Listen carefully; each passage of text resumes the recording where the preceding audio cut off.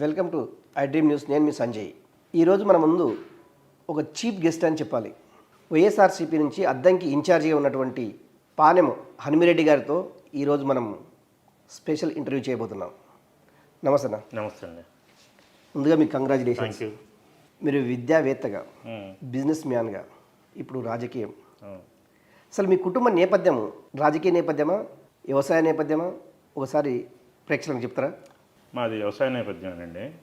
మాది చాలా చిన్న పల్లెటూరు. 2000లో నాది డిగ్రీ అయిపోయిన తర్వాత హైదరాబాద్ బిజినెస్ చేద్దామని వచ్చాను. బిజినెస్ చేసుకుంటూ ఈ రోజున 13 రాష్ట్రాల్లో మా బిజినెస్లు ఉన్నాయి. టెలికాం కంపెనీ ఉంది, ఓకే, విద్యా సంస్థలు ఉన్నాయి, రియల్ ఎస్టేట్ చేస్తూ ఉన్నాము. స్పోర్ట్స్లో వాలీబాల్లో చెన్నై టీము ఓనర్ నేను. కుటుంబంలో మీరు ఒక్కరే ఈ రాజకీయాల వైపు అడిగేశారా, ఇంకెవరన్నా ఉన్నారా? లేదండి, నేను ఒక్కనే. ఎంతమంది సార్ మీరు? అంటే మీ యాక్చువల్గా 2 అన్నదమ్ములం. ఓకే, ఒక సిస్టరు. ఓకే, సిస్టరు 2004లో ఎక్స్పైర్డ్ అయ్యారు. ఓకే, ఓకే, ఆమెకి 2 మగపిల్లలు. వారిద్దరు కూడా నాతోనే ఉంటారు. ఓకే. ముందు మీరు గుంటూరు నుంచి వైఎస్ రాజశేఖర రెడ్డి సీఎం ఉన్నప్పటి నుంచి గుంటూరులో కాంగ్రెస్ పార్టీలో మీరు చురుకుగా పాల్గొన్నారు. అవును. రాజశేఖర రెడ్డి మరణానంతరం కొద్దిగా రాజకీయాలకు కొద్దిగా అంటుముట్టని వచ్చేసి జగన్మోహన్ రెడ్డి వచ్చిన తర్వాత కొద్దిగా యాక్టివ్ అయ్యారు. అవును. ఏమై ఉండొచ్చు రీజన్స్? అంటే మిగతా రాజకీయ పార్టీలు నచ్చకనా? నాకు మిగతా రాజకీయాలని కాదు, నచ్చకని కాదు, కానీ రాజశేఖర రెడ్డి గారు అంటే విపరీతమైన అభిమానం ఉండేది. నాకు రాజశేఖర రెడ్డి గారితో ఉన్న అభిమానం ఎట్లా అంటే, నేను డిప్లొమో పులివెందుల్లో వైఎస్ఆర్ లోయల్ పాలిటెక్నిక్లో నేను చదువుకున్నాను. Okay, okay. అక్కడి నుంచే రాజశేఖర రెడ్డి గారు అంటే నాకు అభిమానం. రాజశేఖర రెడ్డి గారు అనుకోకుండా అకాల మరణం పొందారు. దాని తర్వాత నాకు దాని మీద అంత ఇంట్రెస్ట్ కనిపించలేదు. తర్వాత జగన్మోహన్ రెడ్డి గారు వైఎస్ఆర్సీపీ పార్టీ స్థాపించారు. అక్కడి నుంచి మళ్ళీ యాక్టివ్ అయ్యాను. 2014 ఎలక్షన్ అయిపోయిన తర్వాత నేను పెదకూరపాడు బాధ్యతలు జగన్మోహన్ రెడ్డి గారు నాకు అప్పచెప్పారు. 2 ఇయర్స్ పాటు నేను చాలా చక్కగా ఆ బాధ్యతలు చేశాను. జగన్మోహన్ రెడ్డి గారు కూడా ఆ అభిమానం కొద్దీ ఈరోజు నాకు అద్దంకి. అంటే అప్పుడు కష్టపడ్డటువంటి మీ గుర్తింపు ఈరోజు వేస్ట్ కాలేదంటారు. అప్పటి కష్టం ఇప్పుడు ఫలించిందంటారు. జగన్మోహన్ రెడ్డి గారు అంటేనే ఒక చెప్పలేనంత కమిట్మెంట్ ఉంటుంది ఆయన దగ్గర. నేను అడగలేదు అద్దంకి కావాలని.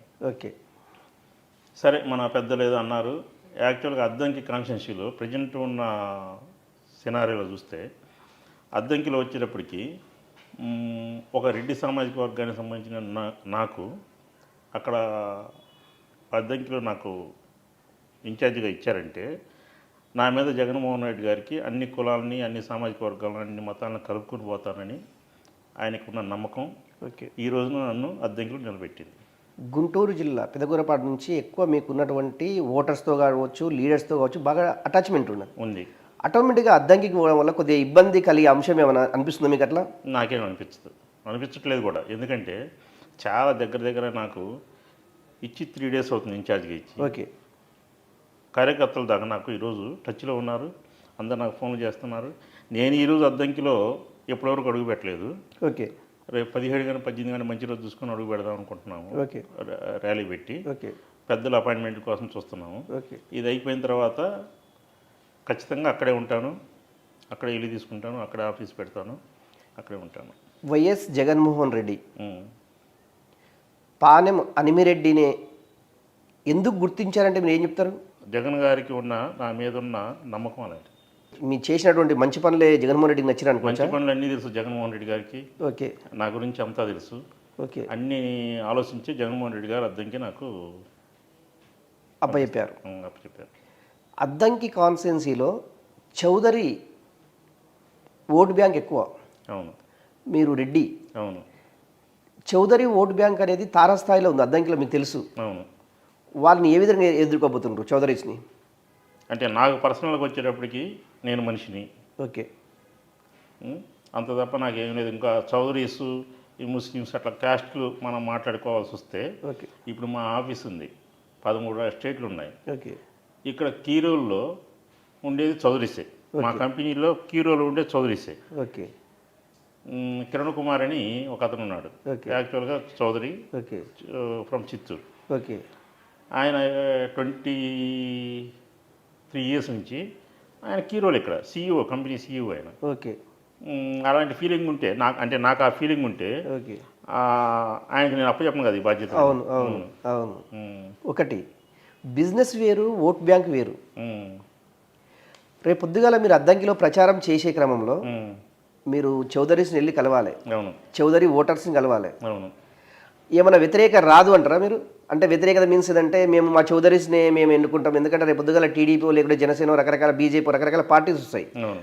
అక్కడ చౌదరీస్కే టికెట్ అప్పచెప్పారు అనుకోండి, కొంత వ్యతిరేకత వస్తుంది. మీరు ఆ వ్యతిరేకత ఎట్లా ఎదుర్కోవడానికి అనేది నేను అడుగుతున్నాను వైఎస్ఆర్సీపీ నుంచి.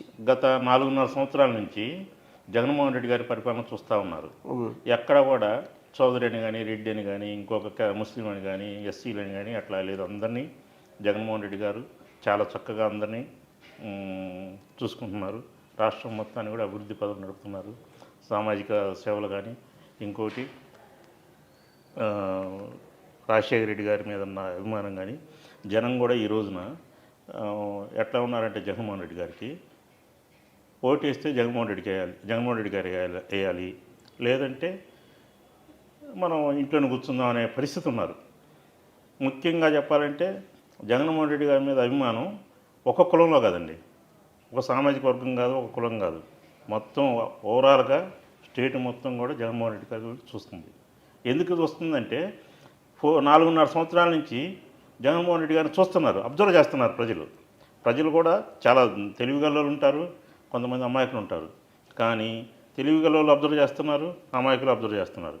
ఈ అబ్జర్వేషన్ అంతా కూడా ఇన్ని సర్వేలు చేసినా కానీ జగన్మోహన్ రెడ్డి గారికి క్లీన్ స్వీప్ అవుద్దు అని చెప్పి నమ్మకం నాకుంది. ఒకటి మీ పార్టీ ఎమ్మెల్యే ఉన్నటువంటి కృష్ణ చైతన్య ఇప్పుడు ఎమ్మెల్యేగా ప్రాతినిధ్యం వహిస్తున్నారు అద్దంకి నుంచి. అవును. అతనికి కాదనేసి పానెం హనుమిరెడ్డికి టికెట్ అప్పచెప్పారు. అవును. అతను ఇప్పుడు కొంత వ్యతిరేక బావుట ఎగరేసేసేసి ఆల్రెడీ కార్యకర్తల్లో మమేకమయ్యేసేసి నేనే ఇక్కడ నాకే టికెట్ వస్తుంది అనేసి ఒకటి ప్రచారం అయితే చేసుకుంటుండ్రు. అది ఏ విధంగా దాన్ని ఎట్లా ఎదుర్కోబోతుండ్రు మీరు? లేదండి, అతను కూడా జగన్మోహన్ రెడ్డి గారు ఏదో ఒకటి మంచి చేస్తారు, అతనికి మంచి ఇబ్బంది లేకుండా చేస్తారు. జగన్మోహన్ రెడ్డి గారు కమిట్ అయ్యాడంటే జగన్మోహన్ రెడ్డి గారు ఇంకా అంతే. జగన్మోహన్ రెడ్డి గారు అసలు వేరు. అలాంటి వ్యక్తి జగన్మోహన్ రెడ్డి గారు లాంటి వ్యక్తి మన రాష్ట్రంలో ఏ రాజకీయ నాయకుడికి లేదు అంత కమిట్మెంట్. జగన్మోహన్ రెడ్డి గారు వేరు. అదేవిధంగా సుబ్బారెడ్డి గారు ఉన్నారు, వైవి సుబ్బారెడ్డి టీటీడీ చైర్మన్గా చేశారు. ఈరోజు వైజాగ్, శ్రీకాకుళం, విజయనగరం ఇన్ఛార్జిగా ఉన్నారు. ఆయన కూడా చాలా మంచి వ్యక్తి, చాలా జనాలను కలుపుకొని పోయే వ్యక్తి. ఒక రకంగా చెప్పాలంటే ఆయన చూడగానే ఆయన కాళ్ళకు దండం పెట్టాలా అంటే ఎవరికైనా, నాకని కాదు చాలామంది కార్యకర్తలకు కూడా ఆయన చూడగానే ఆయన కాళ్ళకు ఒకసారి నమస్కరిద్దాం అని చెప్పి అందరికి కూడా ఆ ఒపీనియన్ ఉంటుంది. ఆయన చూడగానే అట్లా అనిపిస్తుంది. ఆటోమేటిక్గా తిరుపతి వెంకటేశ్వర స్వామికి మనం ఎలాగానే మనం మొక్కుతాం కదా, సుబ్బారెడ్డి గారు కానీ చూడగానే కూడా అట్లే అనిపిస్తుంది. అదేవిధంగా విక్రాంత్ రెడ్డి గారిని సుబ్బారెడ్డి గారు అబ్బాయి ఉన్నాడు, ఆ అబ్బాయి కూడా జగన్మోహన్ రెడ్డి గారి లక్షణాలు ఆ అబ్బాయికి ఎక్కువ ఉన్నాయి. చాలా ఓపెన్గా ఉంటాడు, ఓపెన్ మైండెడ్, చాలా క్లియర్గా ఉంటాడు. ఒక మాట చెప్పాడంటే ఆ మాటకి అనుకూలంగా బాగా చేస్తాడు. జగన్మోహన్ రెడ్డి ఆ సంక్షేమ పథకాలు ఏవైతే ప్రవేశపెట్టాడో ఈ నవరత్నాలని నిజంగా పబ్లిక్ని అంటే ఓటర్స్ని ఆకర్షించే విధంగా మీరు పబ్లిక్లోకి ఎట్లా తీసుకెళ్తారంటే ఏం చెప్తారు? అసలు ఆల్రెడీ ఇంటింటికి డోర్ టు డోరు తీసుకెళ్ళి ఇస్తున్నారు ఒకటి. ఇంకొకటి వచ్చేటప్పటికి ఇంతకుముందు ఏంటంటే టీడీపీ వాళ్ళు చేసేటప్పుడు మధ్యలో బ్రోకర్లను పెట్టేవాళ్ళు. ఒక ఇంటికి 10,000 వెళ్తున్నాయంటే అందులో 3,000 4,000 ఆ బ్రోకర్ నొక్కేసేవాడు. ఇవాళ వైఎస్ఆర్సీపీలో బ్రోకరేజం లేదు, డైరెక్ట్గా జగన్మోహన్ రెడ్డి గారు అకౌంట్ బటన్ నొక్కుతున్నారు, ఎవరి అకౌంట్లో వాళ్ళ డబ్బులు వెళ్ళిపోతున్నాయి. వాళ్ళ పనులు చేసుకుంటున్నా కానీ వాళ్ళ అకౌంట్లో డబ్బులు వచ్చేస్తున్నాయి. ఇంతకుముందు ఏంటంటే క్యూలో నిలబడాలా, వాడు కమిషన్ తీసుకుంటాడు, గొడవలు తగాదులు టీడీపీలో ఉన్నప్పుడు టీడీపీలో చేసిన అరాచకం ఇదంతా. ఆ విధంగా చేశారు అప్పట్లో. జగన్మోహన్ రెడ్డి గారు అసలు ఎవరికి ఏ పని లేకుండా ఇప్పుడు వృద్ధాప్య పెన్షన్ ఉన్నాయి, తెల్లవారుజామున 5 గంటలకల్లా మన ఇళ్ళకు వచ్చి డోర్ కొట్టి వాలంటీర్లు మన ఇంటికి వచ్చి ఇచ్చిపోతున్నారు. అంతకుముందు అట్లా లేదు. ఆ సచివాలయంకి వెళ్ళాలా, అక్కడ వెళ్ళి కూర్చోవాలా, పంచాయతీ ఆఫీస్కి వెళ్ళి కూర్చోవాలా, కూర్చొని ఉదయం 5 గంటలకు 6 గంటలకు వెళ్ళిన వాళ్ళు వాళ్ళకి మంచి నీళ్ళు ఉండవు, భోజనం ఉండదు, ఏమీ లేకుండా సాయంత్రం ఎప్పుడో వస్తుంది వాళ్ళ పేరు. వస్తే అంత వచ్చిన తర్వాత కూడా వాళ్ళకి ఇచ్చే 1000కి కూడా వాడు 200-300 కకృతి పడతాడు బ్రోకరు. ఓకే. ఆ విధంగా వాళ్ళని కార్యకర్తల్ని టీడీపీ అని లేదు, వాడు అందరిని దోసుకున్నారు. ఓకే. టీడీపీ కార్యకర్తలు, వైసీపీ కార్యకర్తలని కాదు, జనాన్ని దోసుకున్నారు టీడీపీ వాళ్ళు. ఓకే. వాళ్ళ బ్రోకర్లు ఆ విధంగా చేశారు.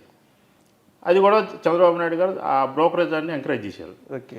జగన్మోహన్ రెడ్డి గారు ఇవన్నీ ఇట్లా ఉండకూడదు, అంతా ప్రతి పేదవాడికి చేరాలా, అర్హుడికి చేరాలా అనే ఉద్దేశంతో డైరెక్ట్గా బటన్ నొక్కే సిస్టమ్ ఒకటి పెట్టారు.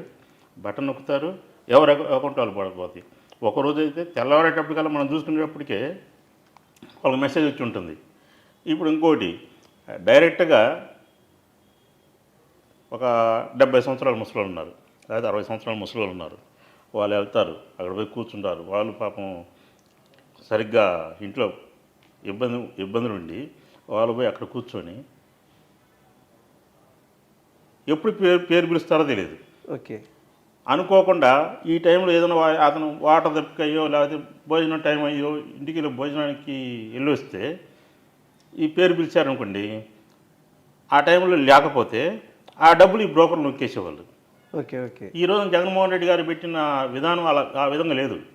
డైరెక్ట్గా బటన్ నొక్కుతారు, అంతా అంటే ఇండైరెక్ట్ చెప్పాలి అంటే రాష్ట్ర ప్రభుత్వం అందిస్తున్నటువంటి సంక్షేమ పథకాలు నేరుగా ఓటర్కి వెళ్తున్నవి.